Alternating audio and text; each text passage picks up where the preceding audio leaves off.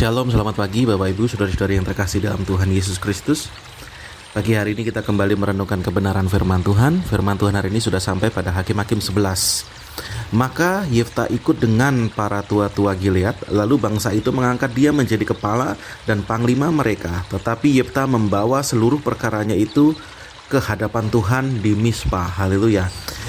Hakim-Hakim 11 ayat 1 sampai dengan 11 ini, saudara, kita melihat bahwa Yefta ini adalah anak dari perempuan sundal. Artinya Yefta ini pernah diusir dari keluarganya karena dianggap dia dari anak perempuan lain. Jadi dia bukan dari kalangan keluarga asli dari bapaknya, dan dia mendapatkan pengusiran.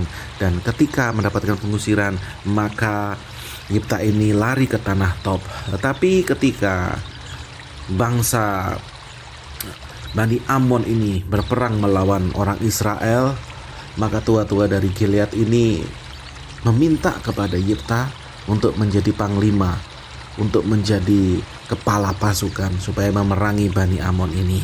Dan saudara tahu, ketika Yefta telah terusir dari keluarganya, tetapi ketika bangsa Israel mengalami masalah, dia dicari untuk dia mengalahkan Bani Amon. Saudara, kalau berpikir hari ini, kalau merasakan apa yang dirasakan oleh Yefta, dia sudah terusir dari keluarganya, dia adalah orang yang tidak dianggap. Tetapi ketika mengalami yang namanya peperangan, ternyata Yefta adalah orang yang diperlukan untuk mengangkat senjata, untuk menjadi panglima bagi Israel untuk mengalahkan Bani Amon. Haleluya. Dari rasa sakit hatinya itu, ternyata Yefta ini masih mau, saudara, untuk menolong keluarganya, untuk menolong bangsanya, untuk memimpin bangsanya meraih kemenangan mengalahkan Bani Amon.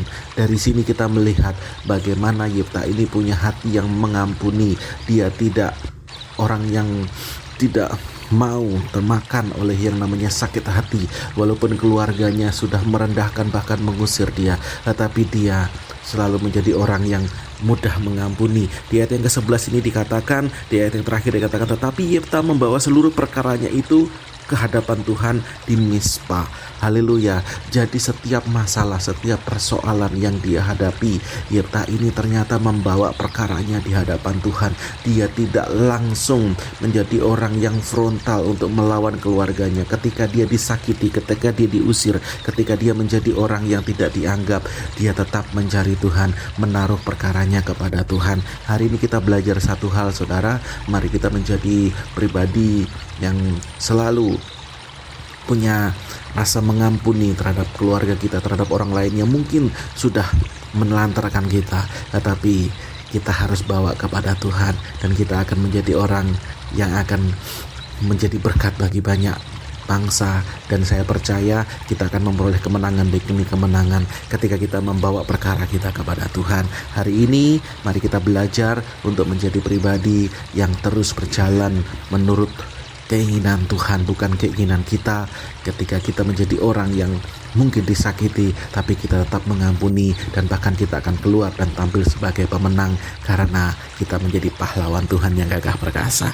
Kiranya firman Tuhan hari ini menjadi berkat dalam setiap kehidupan kita. Tuhan Yesus memberkati.